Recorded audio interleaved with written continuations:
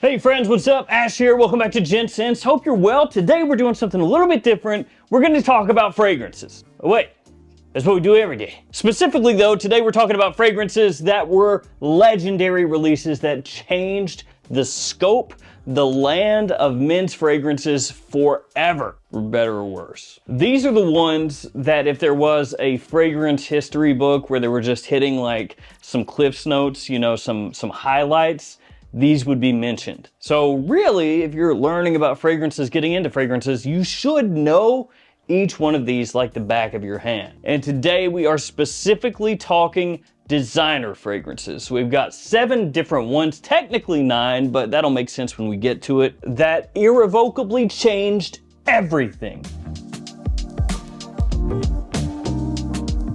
All of these are going to be linked in the description. Feel free to check them out down there. Let's get started with a fragrance that I think every single one of you out there is going to recognize immediately.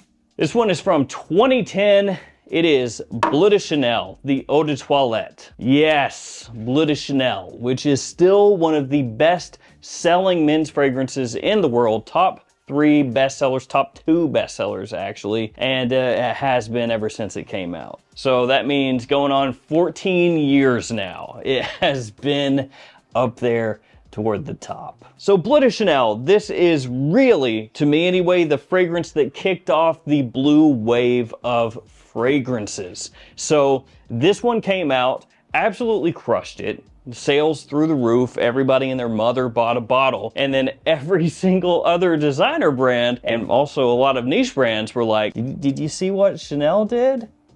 You see how much money that made? I want one. So a lot of you out there are gonna view this and just be like, thanks for nothing. Yeah, great, blue fragrances, woo. But this ushered in a new modern style of men's fragrance, those blue fragrances that you can wear pretty much all year. Daytime, nighttime, any situation. These were made for ultimate usability, versatility, and compliment factor. And for what it's worth, I do think this stuff smells great. 14 years later, still smells modern. Doesn't smell dated at all. Really appealing opening, nice citrus in there. That bit of incense gives it more body, more depth, which allows it to be used in those cooler months. This is just one of those fragrances that you can legitimately toss in your bag, take it anywhere, and wear it anytime. Bleu de Chanel, kicking us off. Yves Saint Laurent, L'Homme. Let's turn that away. There it is. So L'Homme came out in 2006, and for me, this is sort of a predecessor to the blue fragrances that came down the road later. This is a fragrance that you could almost think of as a blue fragrance. You know, I said before that blue fragrances don't necessarily have to come in a blue bottle or have blue in the name to be a blue fragrance. Because at the end of the day, a blue fragrance is what I described before, the type of scent that you can wear just about anywhere, anytime, maximum versatility. And they do typically follow a similar scent structure. It's not always the same, but you know, it's kind of in that same wheelhouse. That's what this is like to an extent. That has the opening, I would say, of a blue fragrance. That sort of citrusy, gingery open that's just really easy going, a little bit zingy, sweet, but very fresh, because that's what people love. Fresh fragrances and sweet fragrances, people gravitate toward those types of scents. Put those together, fresh plus sweet, now you got a hit. This does maybe smell a little bit more of its time as it dries down because it has a good amount of tonka in there in the base. And tonka used to be all over the place. And it's not that it's not used now. Tonka is still a very popular note in fragrances. But for a time, it was pretty much everywhere. So L'Homme gives you, once again, that versatility, that utility, where you can spray this on, use it, and go pretty much any time, because in the opening, as I said, it's fresh, it's sweet, it's very appealing. As it dries down, it gets a little bit warmer, you know, a little warm, spicy, and then that tonka. And this is another one that still sells very, very well. So this one showed that that type of scent has a big market. And then some other fragrances came out down the road that were like an evolution of what this was and is. And of course, Yves Saint Laurent L'Homme kicked off the L'Homme line, which kicked off the La Nuit de L'Homme line, changed things forever. All right, I'm gonna give you guys a threefer, okay? 3 fragrances as one choice. Issey Miyake, Low DC, CK1, Aqua de Jo Eau de Toilette. And honestly, just look at the color scheme. Like, these guys knew what they were doing, right? It's 3 separate brands, 3 separate fragrances, released in 1994, 1994, 1996. But in terms of color scheme, in terms of design, just look, all of these about the exact same. And what these 3 fragrances did, these were the 3 biggest ones, is they really ushered in a new style of men's fragrance. Because coming out of the 80s, when you go back to those scents, and nothing against those, I love a lot of those,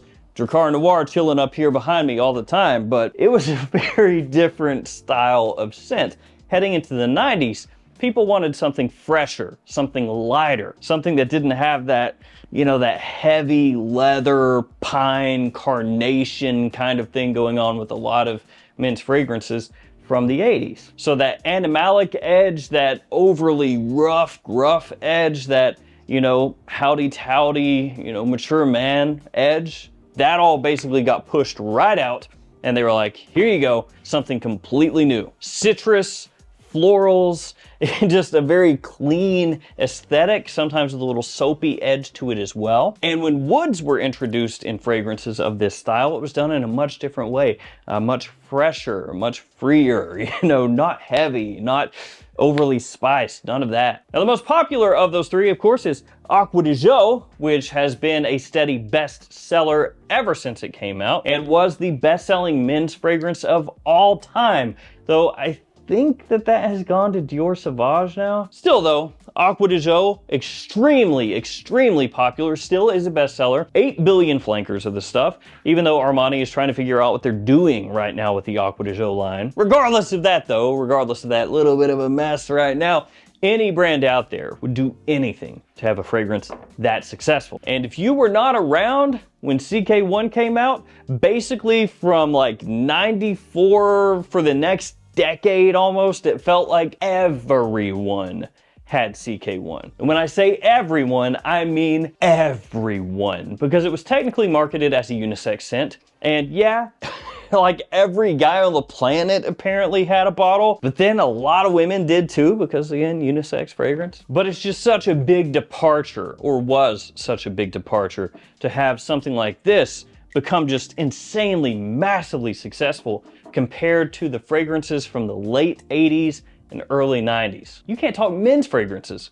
without these 3. Also can't talk men's fragrances without Invictus. Now, of course, there are many other fragrances that I could put in today's list, but I only have so much time, which is why I have just the ones I have here today. Maybe we'll talk about others another time. So, Invictus, 2013 release, so it's been out for going on 11 years. It is not as new as it once was.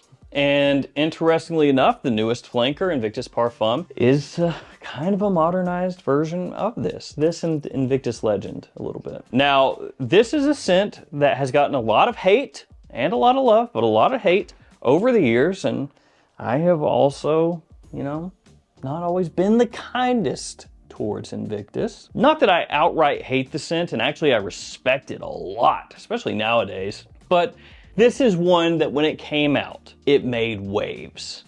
And it kind of had, you know, a similar effect to fragrances as Bleu de Chanel over here. Not in the sense that this necessarily smells like Bleu de Chanel, but this is also kind of like an evolution of blue fragrances. Like, this is, in a way, Paco Rabanne's blue fragrance, but this has a lot of sweetness to it, bubblegummy kind of sweetness, you know, that very youthful sweetness. And what ended up happening was this sold really well, and the same thing that happened with Bleu de Chanel happened with Invictus. It is extremely versatile, very easy to wear. Actually, my brother like wore that nonstop. Like, he was pounding through bottles of Invictus. So I mean, I'm pretty familiar with the scent, and it changed everything.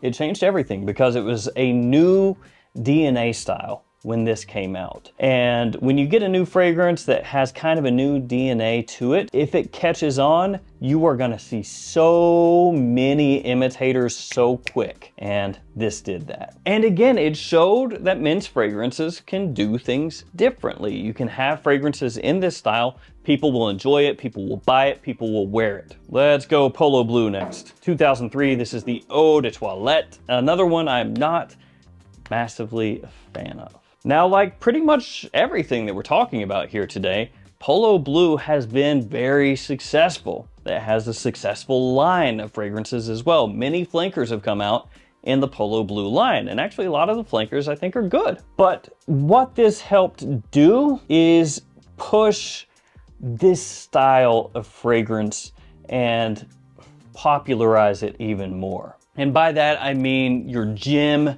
sport kind of fragrance that has a little bit of a classier edge, you could say. You know, made to be worn more places than just the gym, but that gets across that style of freshness. And this is one of those scents where you can kind of like draw this line. 2003, Polo Blue comes out, and then it's like boom, boom, boom, boom, boom, boom. You have so many other fragrances that come out after the fact that don't necessarily smell like Polo Blue, but that you could draw a line from one to the other that have also been really successful. Like Nautica Voyage came out in 2006. Everybody knows Nautica Voyage, right? And you could kind of draw a line like Polo Blue comes out here, and then this comes out, Nautica Voyage, pop, pop, pop, pop, and just kind of do that and see how many different aquatic, fresh, but more versatile fragrances came out after this one. Oh, I can taste it. Ah, it tastes bad. So this is one of those ones that, for better or worse,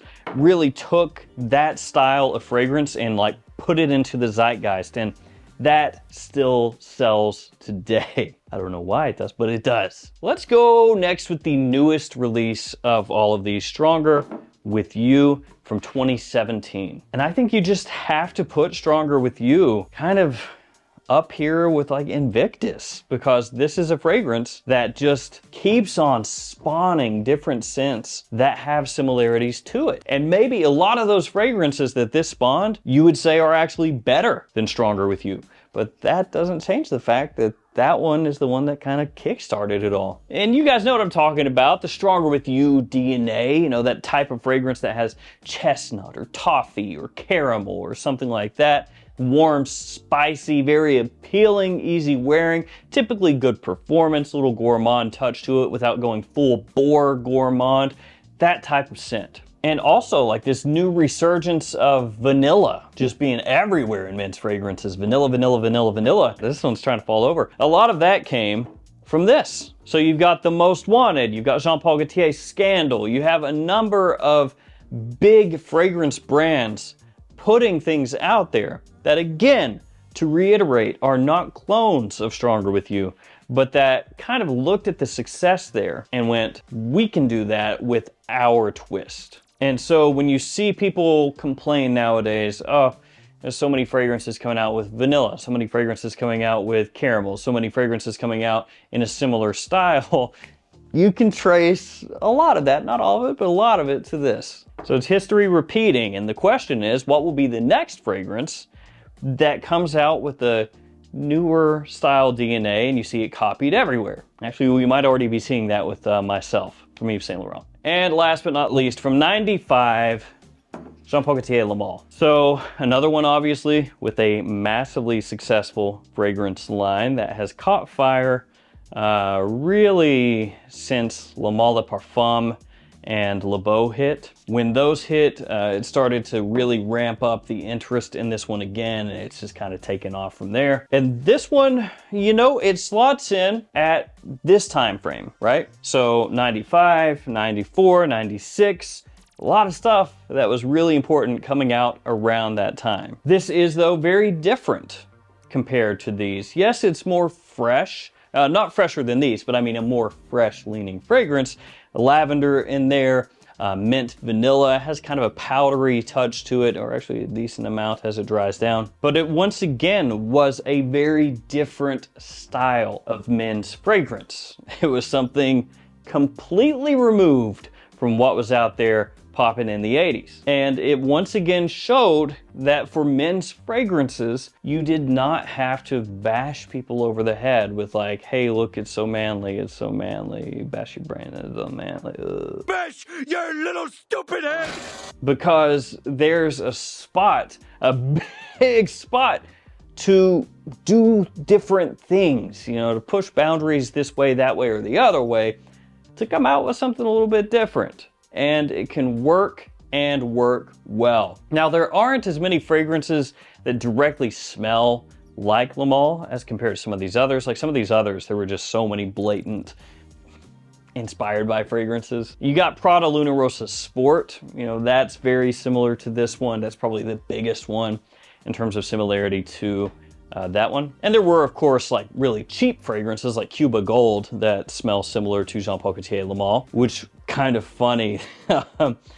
Fragrantica used to list Cuba Gold as coming out in like the 70s, sometime in the 70s. Now, of course, it didn't. Nobody on earth is gonna find a Cuba Gold bottle from the 70s because it didn't exist. But there were people who would come out and be like, ah, Cuba Gold actually came out in the 70s. Le Male is a clone of Cuba Gold. No, it isn't. Nah, they removed the date on there. I think at some point somebody went, wait a sec, that doesn't make any sense. But still yet, that fragrance changed everything. And with all the fragrances coming out still in this line that are being bestsellers, that are getting talked about all over the world, you gotta know it. So there we go, guys. These ones right here changed everything. Like I said, there are a lot of other fragrances I could have mentioned here, but I didn't want this to run crazy long, so that'll have to do for now. Thank you guys for hanging with me. Stay safe out there, and I'll see you tomorrow with another fragrance video. See you guys later.